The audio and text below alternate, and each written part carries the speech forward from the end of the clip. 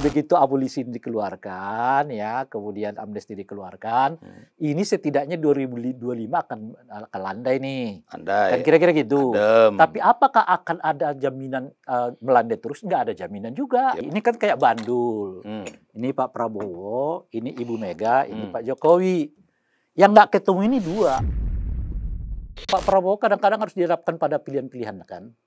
Apakah menggandeng dua-duanya sekaligus bisa apa enggak? Ya bacaan saya tidak bisa. Kalau Anda gandeng satu, yang lain ketinggalan. Kalau digandeng Mega, Jokowi ketinggalan. Digandeng Jokowi, Ibu Mega ketinggalan. Jadi pemberian amnesti dan abolisi itu seolah-olah mau mengatakan bahwa khususnya nih di kasusnya Tom Lembong, kan seperti asumsi publik yang mengemuka, kasus Tom itu memang dibuat-buat.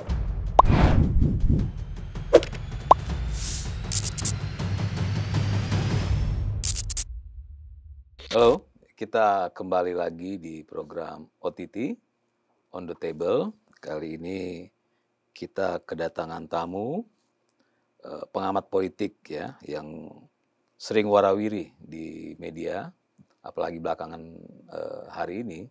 Beliau sering dipanggil untuk membicarakan terkait pemberian abolisi dan amnesti terhadap Tom Lembong dan Hasto Kristianto yang dilakukan oleh Pak Prabowo dan disetujui oleh DPR.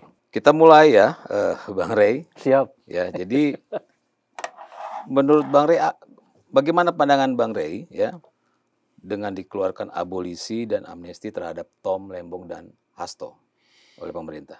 Bagi saya itu ya tentu sikap politik presiden ya, alias itu semacam tindakan politik gitu. Nah, cuma kan tindakan politik ini bisa dimaknai dalam dua hal. Tindakan politik dalam pengertian ideal dan tindakan politik dalam pengertian pragmatis gitu. Nah, misalnya amnesti diberikan kepada seseorang yang sudah sangat tua gitu ya dan sebagainya itu saya kira tindakan politik demi kemanusiaan gitu. Tapi yang terkait dengan dua hal ini saya kira tindakan politik yang bersifat pragmatis. Nah, pragmatis itu artinya ada timbal balik politik di dalamnya.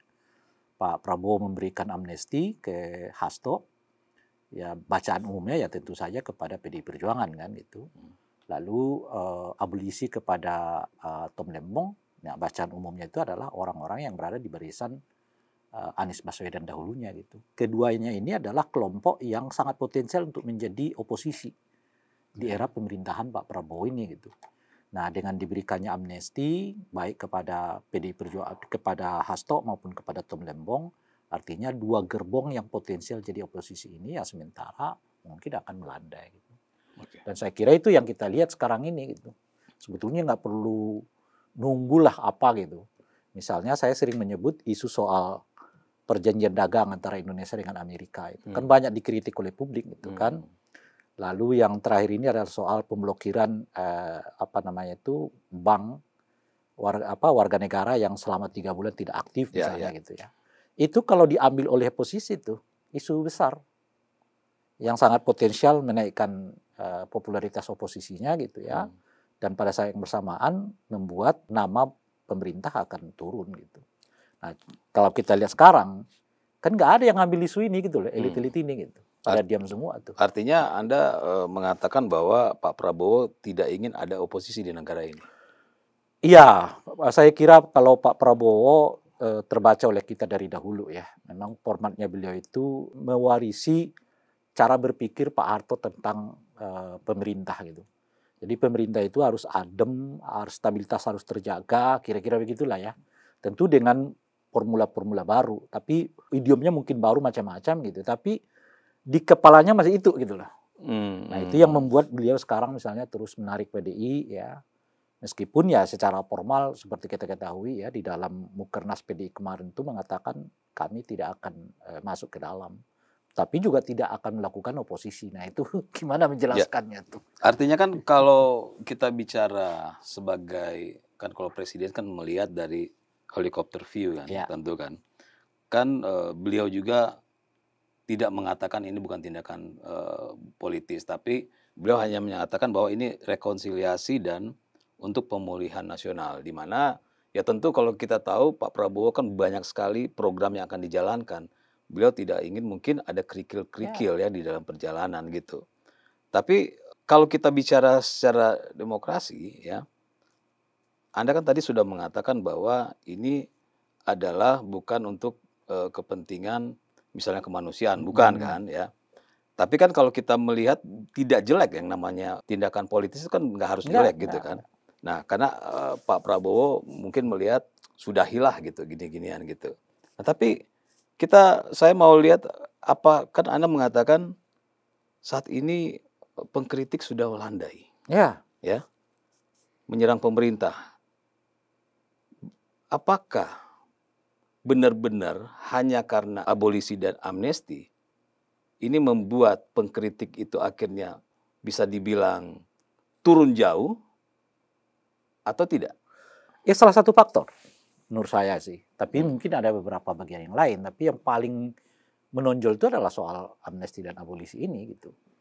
Nah pertanyaannya akankah terus gitu? Enggak, saya nggak yakin juga. Artinya Anda menyimpulkan bahwa keributan ini ya yang terjadi sebelum ada abolisi dan amnesti itu adalah pihak-pihak yang dilakukan oleh kelompok Hasto dan kelompok Tom. Anda kalau saya baca dari pernyataan Anda kan otomatis kan ke sana larinya. Ya, kalau yang membuat keributan tanda kutip tidak hanya itu kan, banyak sektor. Tapi kan akhirnya landai sekarang kan? Ya iya, banyak sektor nggak landai juga. Kalau kritik tetap jalan kan. Cuman kan gini loh. Jadi ada yang kita sebut oposisi formal kan. Ada oposisi non formal. PDI menurut saya itu oposisi formal karena mereka memiliki kekuatan di parlemen sampai 21% kan. Nah, bayangan saya Pak Prabowo itu berpikirnya begini. Sekarang tenangkan dulu deh yang formalnya gitu loh kira-kira tuh. Yang informalnya mungkin nyusul. Dengan cara apa kita nggak tahu gitu. Nah, itulah yang dilakukan oleh Pak Prabowo sekarang. Nah, yang kesulitannya adalah kalau dua-duanya nyatu nih.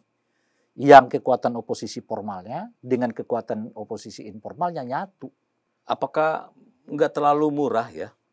Hanya dengan memberikan amnesti untuk satu orang, akhirnya gerakan misalnya dalam tanda kutip untuk memperjuangkan rakyat, ya kan setiap orang membuat gerakan itu kan mengatakan akan memperjuangkan rakyat, termasuk PDIP dong.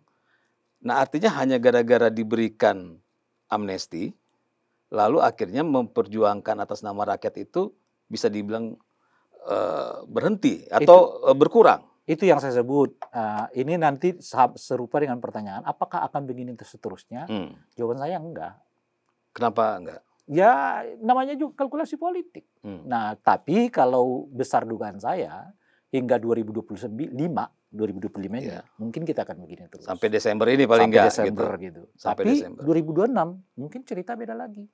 Apalagi 2028, 2029. 2028 partai-partai politik itu membutuhkan pembeda. Nah, pembeda apa? Pembeda dari yang berkuasa.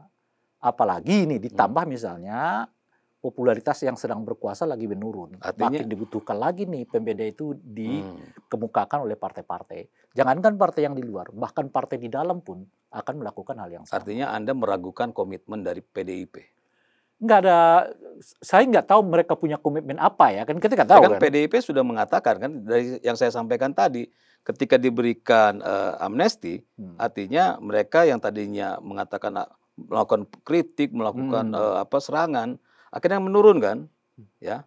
Nah artinya kalau dia menurun dan dia sudah menyatakan dia akan mendukung pemerintahan saat ini, dan Anda mengatakan hanya sementara, artinya Anda mengatakan bahwa mereka itu tidak komitmen. Enggak, bukan itu kan kita nggak tahu apakah mereka punya perjanjian bahwa mereka nggak akan kritik sampai seterusnya enggak. Yo, masa kalau kita bicara kasar-kasaran ya, oke, gue kasih abolisi nih ya, tapi sampai 2025 jangan ganggu kan nggak? Kayak terlalu receh lah begitu gitu. Itu yang saya sebut, kan kita nggak tahu modelnya, kan kita hanya mengamati dari luar kan. Yang saya mau katakan nggak adalah dalam politik itu sampai 2025 ya, kamu nggak boleh. Ya bukan, Ya, makanya bukan begitu dong. Artinya, cuman begitu abolisi dikeluarkan, ya, kemudian amnesti dikeluarkan, ini setidaknya 2025 akan landai nih. Kan andai, kira-kira gitu. adem. Tapi apakah akan ada jaminan melandai terus? Nggak ada jaminan juga. Ya berarti Sama seperti misalnya kita mengemukakan hubungan Pak Prabowo dengan Pak Jokowi, apakah akan terus langgeng? Belum tentu juga. Setidaknya sekarang ini kan kelihatan agak renggang. Gitu loh, renggangnya di mana? Ya ketika bandul ini ke Ibu Mega, ya otomatis ke Pak Jokowinya sedikit agak renggang. Coba Anda bisa bayangkan, kasus Tom tuh dikait-kaitkan dengan Pak Jokowi. Kasus Hasto dikait-kaitkan dengan Pak Jokowi. Jadi pemberian amnesti dan abolisi itu seolah-olah mau mengatakan bahwa khususnya nih di kasusnya Tom Lembong, kan seperti asumsi publik yang mengemuka, kasus Tom itu memang dibuat-buat gitu. Ya. Dan disitulah abolisinya. Artinya sedikit banyak itu kan menyinggung kebijakan ataupun nama Pak Jokowi di dalamnya gitu. Dan itu yang saya sebut sebagai ada keretakan. Tapi apakah akan retak terus-menerus? Ya enggak, belum tentu. Ya enggak, kalau cara berpikirnya begitu ya. Artinya kan keinginan Pak Prabowo, beliau mengeluarkan abolisi dan amnesti agar supaya tidak ada gap. Ya. Tapi ketika satu ini diberikan, terus Anda mengatakan akan terjadi gap dengan Pak Jokowi. Ya artinya ngapain kalau begitu Pak Prabowo harus mengeluarkan abolisi dan amnesti kalau ternyata tidak bisa menyelesaikan gap itu, malah menimbulkan gap baru. Pak Prabowo kadang-kadang harus dihadapkan pada pilihan-pilihan kan. Apakah menggandeng dua-duanya sekaligus bisa apa enggak? Ya bacaan saya tidak bisa. Kalau Anda gandeng satu, yang lain ketinggalan. Kalau digandeng Mega, Jokowi ketinggalan. Digandeng Jokowi, Ibu Mega ketinggalan. Nah sekarang mungkin bacaannya Pak Prabowo, gandeng Ibu Meganya dulu nih. Berarti menurut Anda, kalau Pak Prabowo gandeng Pak Jokowi, itu tidak memberikan impact atau keuntungan bagi dia? Sehingga dia tinggal bagi Pak Prabowo? Adalah, karena ada keuntungan itulah kemudian dia sekarang dekat dengan Ibu Mega. Kan saya sudah mengatakan tadi, kalau oposisi itu kan kita buat kira-kira dua. Satu yang formal, satu yang informal. Nah, Pak Prabowo melihat sekarang ini kelihatan dengan isu yang makin banyak nih, dan makin banyak kelihatan kritik kepada pemerintahan Pak Prabowo, maka tarik dulu satu nih.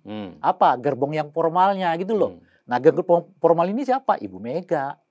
Ibu Mega itu punya kekuatan 21% di parlemen. Dan punya kepala daerah yang cukup banyak di daerah-daerah. Nah, redakan itu dulu. Nah, sekarang yang non formalnya yang mulai ribut, salah satunya One Piece itu kan. Isu tentang One Piece lah, macam-macam. Kalau itu hal yang berbeda ya kan. Maksud saya masih ini Bang Rey, saya masih pengen masuk di area itu ya. Iya. Artinya misalnya nih saya punya kopi nih, ya saya ngopi, tapi akhirnya enggak, ini saya singkirin dulu, saya ambil kopi yang lain, kan begitu kan. Padahal kan tujuan Pak Prabowo dia pengen di kopi dua-duanya ada di dia. Iya. Nah, tapi Pak Prabowo juga menyadari, ini kan kayak bandul. Ini Pak Prabowo, ini Ibu Mega, ini Pak Jokowi. Yang nggak ketemu ini dua. Kalau Pak Prabowo dengan Mega sih ketemu, Pak Prabowo dengan Jokowi sih ketemu. Nah, jadi ini menurut saya sih saling ngambil keuntungan masing-masing gitu loh kira-kira. Kan selama gini, belum. Tunggu, saya jelasin dulu. Ya. Kalau bandulnya Pak Prabowo ke Ibu Mega, ya otomatis ini ketinggalan. Kalau bandulnya Pak Jokowi ke Pak Jokowi, otomatis ini ketinggalan. Kira-kira gitu loh Pak. Tapi dua-duanya nggak terputus. Jadi kapan waktu Pak Prabowo ingin dekat dengan Pak Jokowi, membutuhkan suara Pak Jokowi, dia mungkin bandulnya ke Pak Jokowi. Kira-kira gitu loh Pak. Sebelum ada abolisi dan amnesti, itu hubungan Pak Prabowo dan Bu Megawati kan akur, nggak ada masalah. Iya kan? Nggak, kalau kita bicara pengamatan dari luar kan. Iya kan? Termasuk kan tadi Bang Rey kan selalu mengatakan ada keretakan. Kan itu kan kata orang. Pak Prabowo kemarin di Solo mengatakan, banyak sekali yang mengatakan saya dengan Pak Jokowi retak. Dan yang saya ikuti dalam beberapa pidato, Pak Prabowo selalu ingatkan itu. Kenapa sih orang selalu merasa lebih tahu Prabowo daripada dia sendiri gitu kan. Nah, makanya kan saya udah katakan tadi, Pak Prabowo itu nggak akan memutus hubungannya dengan Jokowi dan hubungannya dengan Ibu Mega. Ya, tapi saya Cuma kalau Pak Prabowo bandulnya ke Ibu Mega, ya ini ketinggalan nih. Jadi nggak bisa dalam satu rangkaian gitu loh maksudnya. Iya, iya, iya. Itu maksud saya. Tapi Ya, Pak Prabowo sendiri jelas nggak akan memutus hubungan dengan dua-duanya. Tapi menurut Anda di media, dengan mengeluarkan abolisi dan amnesti, ini akan makin loh, itu saya catat benar tuh, makin merenggangkan hubungan Jokowi dan Prabowo. Iyalah. Nah, jadi artinya Anda menilai Jokowi dan Pak Prabowo sebelum Pak Prabowo mengeluarkan abolisi dan amnesti itu sudah renggang? Iya, tentu kan sudah. Kalau itu saya sudah mengatakan itu. Sejak pertemuan Ibu Mega pertama dengan Pak Prabowo, saya sudah mengatakan ada sinyal bahwa Pak Prabowo sekarang mulai mendekat ke Ibu Mega. Jauh sebelum ini. Ya. Coba cek lagi. Iya, enggak artinya kalau begitu itu kan, dan langkah-langkah yang terakhir ini makin menguatkan apa yang saya sebutkan di awal itu. Makanya minggu lalu itu Pak Prabowo kembali mengeluarkan statement, ya. Jadi yang saya sampaikan tadi itu adalah beberapa statement beberapa minggu lalu. Tapi minggu lalu ini dia mengeluarkan lagi bahwa kenapa sih orang selalu mengatakan bahwa saya dan Pak Jokowi retak karena saya bertubuh dengan ini dan itu tidak pernah ada. Dan Pak Jokowi pun mengatakan hal yang sama. Nah, artinya kalau kita mau bicara masih soal bandul-bandulan tadi, ya bisa aja kan bandul ini tidak digoyangkan sama Pak Prabowo kan? Ya dia di tengah-tengah kan. Kalau di tengah-tengah kan abolisi keluar, amnesti keluar. Nah, Anda masih mau mengatakan Pak Prabowo di tengah-tengah? Iya. Enggak, kalau Pak Prabowo di tengah-tengah, abolisi dan amnesti kan tidak keluar harusnya. Ya itu makanya. Harusnya tidak keluar. Iya. Tapi karena Anda mengatakan bandul, berarti dia harus mengeluarkan kan? Iya, karena itu yang tadi dia kan. Sekarang ini situasi kayak begini nih, Pak Prabowo mau kemana dulu nih? Ya, beliau mengatakan saya ke Ibu Mega dulu deh. Nah, itu politik formalnya gitu. Apa implikasi dari kebandulan? Itu yang saya sebut tadi, isu-isu penting di Republik ini nggak diangkat tuh sama mereka yang ada di dalam kekuasaan. Nah, secara formal loh ya. Artinya Anda mengatakan bahwa orang-orang yang kemarin ya mengkritik, menyerang Pak Prabowo dengan kebijakan-kebijakannya, sekarang banyak yang tidak bersuara. Maksudnya? Ya, tidak lagi mengkritik Pak Prabowo dengan kebijakan yang dia lakukan saat ini. Kalau yang formal iyalah, kan PDI salah satunya. Nasdem. Kalau Nasdem kan juga mengatakan yang sama. Kalau yang informal, sejauh ini memang belum kelihatan ada kekuatan yang cukup kuat ya, yang solid. Kecuali yang dari NGO-NGO kan. Kalau NGO ya jelas ya, misalnya ya yang kita sebut saja lah macam NGO kan. Yang banyak mengkritik ya, termasuk soal pidato Pak Prabowo soal pilkada lah, inilah itu dan sebagainya, revisi undang-undang KUHAP dan sebagainya. Gitu. Oke, kita. Nah itu maksud saya kan KUHAP nih lihat di parlemennya kelihatan lewat-lewat aja. Lewat-lewat aja. Dan undang-undang TNI lewat-lewat aja, gitu loh. Itu tujuan Pak Prabowo kan. Nah ya memang, makanya saya katakan tadi kan ada dua kekuatan oposisinya, ada yang formal dan informal. Di informalnya kuat nih sekarang. Dan kalau itu bersambut dengan yang formal, nah bayangan Pak Prabowo sebagai pemerintahan yang stabil itu mungkin agak terganggu. Oleh karena itu amankan dulu deh yang formalnya gitu. Nah dalam ini adalah PD Perjuangan kan. Dan non formal Pak. Dan non formalnya publik ini NGO lah macam-macam dan sebagainya gitu kan. Nah itu yang terjadi menurut saya dimulai sejak mereka bertemu di apa namanya itu Teguh Umar ya saat itu gitu. Nah ketika itu terjadi bandul ini ke arah Ibu Mega ya dengan sendirinya bandul Pak Prabowo Jokowi agak berkurang. Nah itu yang saya sebut agak renggang tuh. Bahwa mereka ketemu secara fisik ya macam-macam ya istilah tampilan depan itu. Oke. Lalu Anda bilang bahwa PDIP berhutang budi ke Pak Prabowo. Ya. Bisa jelasin nggak? Ya iya. Kan jelas sekali kan dengan kan gini lah kita harus lihat Hasto itu di mata Ibu Mega kan.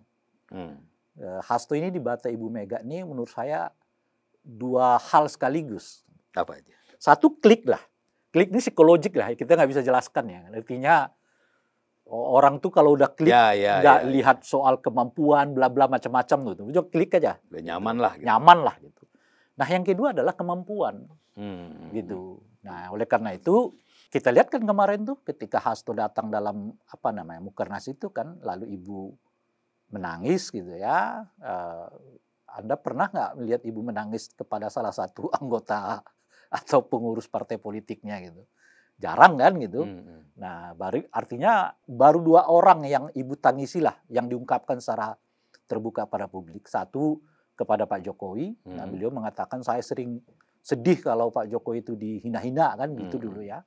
Nah, yang kedua kepada Pak Hasto gitu. Jadi artinya kita bisa melihat betapa dekat Hasto itu dengan Ibu Mega secara psikologis dan juga secara profesional gitu. Nah, dengan dikeluarkannya amnesti, ya tentu PDI-nya seperti merasa berhutang budi. Dan itu yang saya katakan tadi, dan oleh karena itulah 2025 ini kelihatan akan landai nih. Ya kan? Nggak tahu nanti ya? Nggak tahu nanti. Nggak enak hati kita nih kalau kita buktinya itu yang saya sebut tadi kan. 2 isu penting sebetulnya kalau diangkat oleh oposisi, mereka akan mendapat respon cukup bagus dari masyarakat, tapi nggak ada. Nggak ada. Lewat tuh. Lewat semua ya? Lewat. Okay. Nah, ini kan ketika Anda mengatakan PDI akhirnya berhutang budi, ya saya merangkum kan ada beberapa yang bicara begini. Faktanya waktu dulu perjanjian batu tulis, PDIP juga kan punya utang budi kan ke Pak Prabowo. Apakah ini benar-benar bisa kan langgeng? Itu yang saya sebut tadi. Kan makanya saya batasi 2025. Iya kan? Kalau sampai 2025 ini kayaknya melandai aja kita Melandai kan aja. saya gitu. Tapi belum tentu 2026. Berarti Dan belum tentu juga bandul Pak Prabowo ke Ibu Mega 2026. Boleh jadi bandulnya ke Pak Jokowi lagi gitu loh. Ya berarti ini jadi nggak ada yang kepentingan tetap. sesaat ini Pak Prabowo. Namanya juga politik begitu. Iya, makanya saya makanya saya mengatakan, tanya, kepentingan sesaat Pak Prabowo ini. nggak mungkin Pak Prabowo memutus hubungan nih. Ya, iya. Gitu loh. Jadi dia tetap pegang PDI, dia tetap pegang Pak Jokowi gitu loh kira-kira tuh. Ya, karena makanya saya tanya karena kan pernyataan Bang Rey di media bahwa ini merenggangkan Pak Jokowi dan Pak Prabowo kan. Makanya saya tanya. Sekarang ini loh ya. Tapi 2026 belum tentu juga. Belum tentu kan. Belum. Jangan-jangan bandulnya ke Pak Jokowi lagi. Gitu. Lalu kemarin ini saya dengar sudah ada pernyataan dari PDIP. Mereka itu nggak terima. Apa itu? Kalau dibebaskannya Hasto ini untuk urusan rekonsiliasi dan pemulihan nasional. Oh gitu. Ya. Nggak terima maksudnya gimana? Iya, Adiana Pitupulu itu ya dia mengatakan bahwa ini bukan itu katanya gitu kan. Tidak ada yang namanya rekonsiliasi atau khususnya untuk amnesti ke Hasto itu bagian dari pemulihan nasional dan rekonsiliasi. Nah, pandangan Anda gimana tuh ketika dia mengatakan begitu? Saya belum baca ya, dan saya nggak mengerti definisi yang dibangun oleh saudara Adian terkait dengan rekonsiliasi gitu ya, dan apalagi itu pemulihan gitu ya. Iya. Nah, saya nggak tahu tuh. Tapi ya tentu bayangan saya nggak ada hubungannya pemulihan ekonomi. Bukan pemulihan ekonomi tentu. Ya pemulihan nasional. Gini, alasan itu dikeluarkan kan itu. Ya, bagi Pak Prabowo begitu. Ya, gitu loh kira-kira tuh. Dan mungkin ketika PDI ngerasa loh kok kayak kita dikasihanin mungkin ya ini ya. Makanya Adian mengatakan seperti itu. Sehingga politisi Gerindra mengatakan bahaya Anda mengatakan seperti ini loh. Ini seperti Anda membuka sesuatu yang sebenarnya sudah kita komitmen bersama gitu. Ya, itu tadi saya nggak ngerti apa yang mereka definisikan sebagai rekonsiliasi dan apa yang mereka sebutkan tadi sebagai pemulihan apa tadi itu? Pemulihan nasional. Itu kan pemulihan nasional. itu kan dasarnya dikeluarkan amnesti sama polisi gitu. Iya. Sebab gini, kan kalau kita sebut rekonsiliasi, emang ada apa di antara komponen bangsa ini gitu? Saya juga bertanya-tanya karena kita ini berbeda sedikit dianggap pecah gitu loh. Kadang-kadang kita terlalu cengeng juga melihat politik di Indonesia itu gitu. Sehingga apa? Sehingga menimbulkan politisi yang manis di bibir, pahit di tindakan. Jadi misalnya apa? Oh kami baik-baik aja, mana baik-baik mereka berantem kok di bawah. Itu sering di kita tuh. Nah saya pada situasi yang juga kadang-kadang menolak optimisme dalam politik itu. Ya kalau beda ya beda aja. Kan demokrasi dibutuhkan supaya semua orang bisa meneguhkan sikapnya dengan perbedaan itu gitu loh. Itu pentingnya demokrasi gitu. Nah, jadi kalau disebut rekonsiliasi gitu, nah saya nggak paham siapa sih yang di A, siapa yang di B gitu. Atau siapa yang di hitam, siapa yang di putih, saya nggak ngerti. Gitu.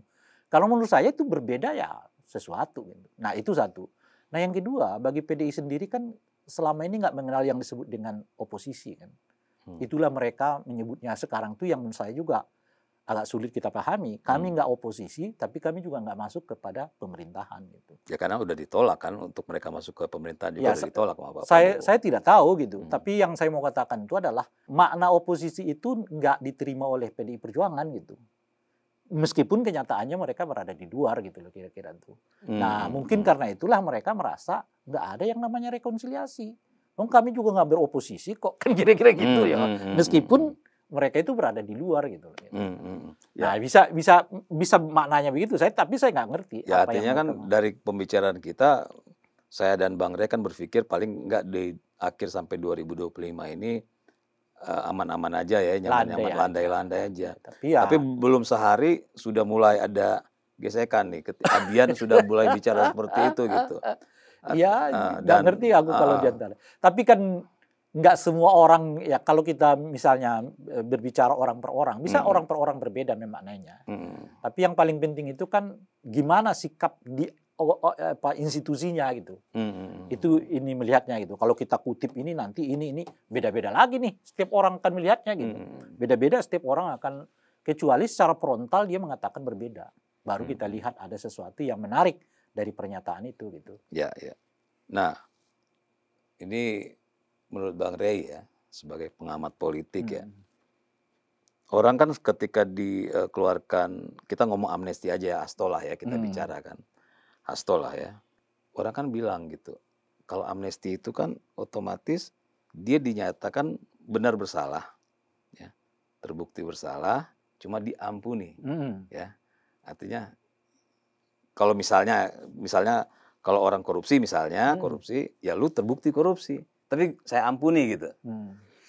Bagaimana kalau benar-benar seorang hasto, seorang nasionalis dan segala macam lah ya, dia mengatakan selama ini saya tidak bersalah, ya, lalu mau menerima amnesti itu, menurut Bang Rey bagaimana nih sebagai seorang yang seorang politisi, seorang aktivis pergerakan ya, memaknai bahwa saya itu diampuni walaupun saya bersalah, tapi dan saya diampuni. Padahal kemarin dia mengatakan saya tidak bersalah gitu.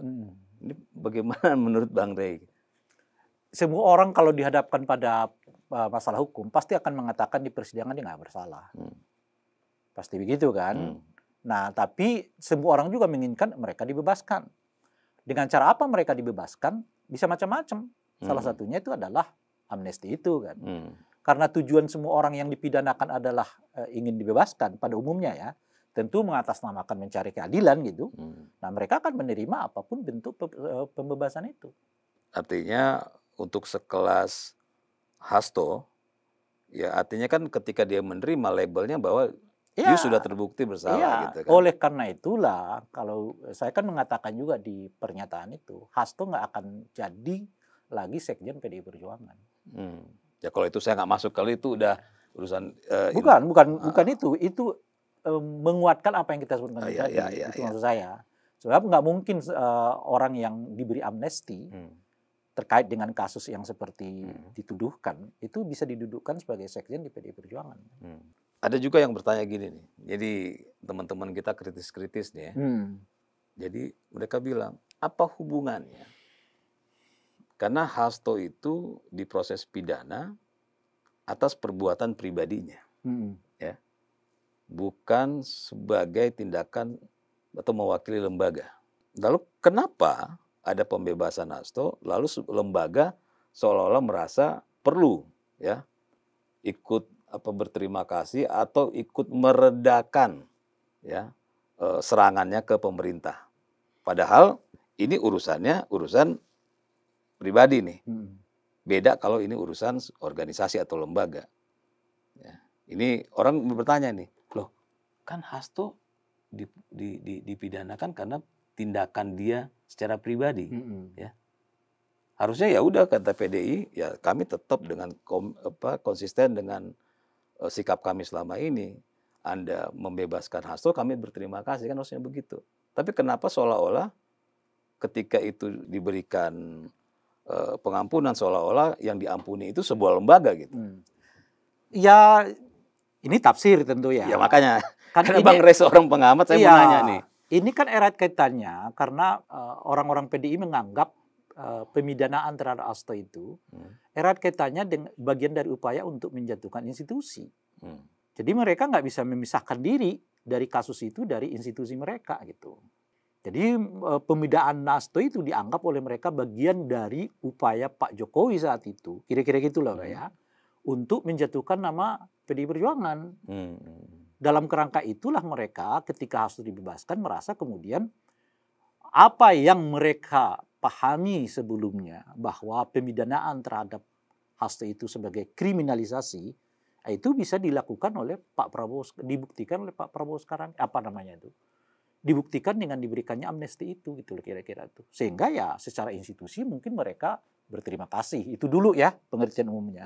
Nah yang kedua, Hasto itu ya sekjen partai. Apapun tindakannya secara personal pasti akan berimbas kepada institusi. Tindakan positifnya positif, tindakan negatifnya adalah negatif. Jadi kalau ada ibaratnya pembebasan terhadap Hasto, ya tentu sebagai sebuah keluarga besar ada upaya untuk mengucapkan terima kasih. Kan sama seperti kita yang melakukan tindakan itu adalah mungkin ponakan tapi ya dibebaskan, you pasti akan Tapi kan berterima tidak kasih. akan harusnya tidak mengubah sikap sebuah lembaga kan. Ya itu yang kita sebut tadi kan, ini kan bagian dari politik itu tadi. Kan itu udah kita bahas di awal gitu loh saya. Itu bagian dari politik gitu loh kira-kira itu. Sebagai ungkap Pak Prabowo terima kasih ya. Bahasanya kita gitu doang. Kalau gitu doang, gue nggak bebasin juga dong. Kira-kira begitulah. Pertanyaannya, kalau begitu, kalau mereka yakin Hasto tidak bersalah, kenapa tidak abolisi? Itu saya nggak paham. Ya. Saya nggak paham, seperti saya juga nggak paham kenapa Tom itu dapat abolisi bukan amnesti. Ya. Saya nggak paham. Ya. Jadi kalau nggak salah ya, koreksi kalau saya salah Bang ya. Karena sempat ada sebuah kasus yang terkenal, kalau nggak salah yang soal sianida, lupa saya. Koreksi kalau saya salah ya, nanti yang nonton koreksi kalau saya salah. Itu dia sempat mau dikasih amnesti kalau nggak salah. Dan dia mengatakan kalau saya menerima amnesti, ya sempat diusulkan untuk menerima amnesti gitu ya. Kalau saya menerima amnesti, artinya saya mengakui saya bersalah dan saya memohon dan menerima pengampunan dari kesalahan saya. Dia tidak mau menerima itu karena dia menganggap enggak, saya tidak bersalah. Ya, saya tetap mengatakan tidak bersalah. Nah, kalau kita balik ke Hasto, ya dengan pengamatan abang tadi nih. Ya, Hasto dan semuanya sudah mengatakan kami tuh Hasto tuh nggak bersalah. Ini dia dikriminalisasi semacam-macam lah ya gitu kan. Tapi ketika dapat ya tadi politis ya ada kalau bisa dibilang dalam tanda kasar, nih gue kasih ini, lu kasih apa ke gue kan gitu kan. Iya. Kenapa mereka nggak bilang ya udah kalau begitu kalau mau membersihkan namanya Hasto, membersihkan nama kami, kenapa nggak abolisi? Ya saya nggak tahu kalau itu kan. Iya. Makanya itu yang saya bilang. Kalau pengamatan Bang Rey, artinya Bang Rey tidak mengetahui kenapa mereka mau menerima bahwa mereka menerima saja amnesti bukan abolisi gitu kan. Sama seperti saya, kan itu juga saya tertanyakan kan di situ itu. Artinya abang juga mempertanyakan itu. Oh iya kan kalau Anda baca sebetulnya pernyataan itu lebih detail itu. Saya katakan ini kok ada dua pemberian yang berbeda. Padahal menurut saya itu bolak-balik malah. Sebab yang sekarang sedang menempuh upaya hukum selanjutnya itu adalah KPK terhadap Saudara Hasto. Karena KPK merasa nggak puas. Kok cuma satu pasal terkait dengan pemberian suap aja. Partisipasi pemberian suapnya. Sementara penghalang-halangannya nggak kena kan. Artinya apa gitu? Artinya kalau yang tepat diberi abolisi itu ya pandangan saya itu adalah Saudara Hasto. Gitu. Kenyataannya enggak. Yang diberi amnesti adalah saudara Tom. Tom harusnya. Mestinya. Jadi kebalik nih gitu. Nah, menurut ya itu saya pertanyakan. Atau kan kalau tidak dua-duanya abolisi atau dua-duanya amnesti. Oke. Gitu. Nah, saya juga bingung kenapa ada, tapi kalau saya nyari-nyari kalau abang apa? Sebagai pengamat bingung gimana saya? Enggak, mau saya cari-cari ya jawabannya itu tadi demi rekonsiliasi dan pemulihan nasional gitu. Ya. Oke, terakhir nih Bang. Artinya menurut abang perlu nggak ya? Karena saya melihat sudah ada 2 politisi PDIP yang mulai tidak mau menerima ya bahwa amnesti yang diberikan ke Hasto itu ya bagian dari rekonsiliasi dan pemulihan nasional. Ya. Tadi Adian, terus siapa lagi? Ada yang saya lupa namanya yang botak. Ada namanya, saya lupa namanya, tapi sudah ada 2 yang mengatakan seperti itu. Seolah-olah mereka dalam tanda kutip tidak mau seperti diberikan permen, seolah-olah gitu kan. Jadi mereka pengen gagah gitu. Nah, apa saran ya dari Bang Rey terhadap para politisi itu agar supaya ini kan diinginkan oleh Pak Prabowo supaya udahlah kita pengen adem dulu gitu kan. Tapi baru sehari sudah ada statement seperti itu. Gimana menurut Bang Rey? Kalau itu kan tepian-tepian aja. Oh gitu ya? Iya. Arus besarnya itu di parlemen. Oh gitu. Iya. Tapi kan tepian-tepian itu yang ngomong orang parlemen juga masalahnya. Apalah supaya ada bunga-bunganya juga. Kan jadi biasa kalau kayak gitu-gituan. Maksud saya ya Pak Prabowo juga nggak perlu lah ukur-ukurnya begitu kan. Yang penting parlemennya gimana. Gitu. Kalau mereka persoalkan nggak perjanjian Indonesia Amerika. Mereka persoalkan nggak soal bank itu loh. Pemblokiran bank. Dan boleh jadi ke depannya lagi nih. Ada yang misalnya kawan yang nanya media nih yang nanya saya soal hutang kita katanya udah mencapai sekian persen. Itu kan semua potensi yang bisa diributkan di parlemen. Gitu. Jadi kalau di parlemennya anteng.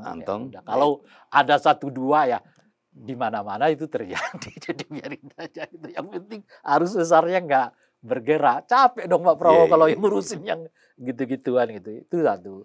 Nah yang kedua yang saya mau katakan, kan saya sudah mengatakan tadi, ini berhitung tahun ini saya bilang, nggak akan ajak gitu.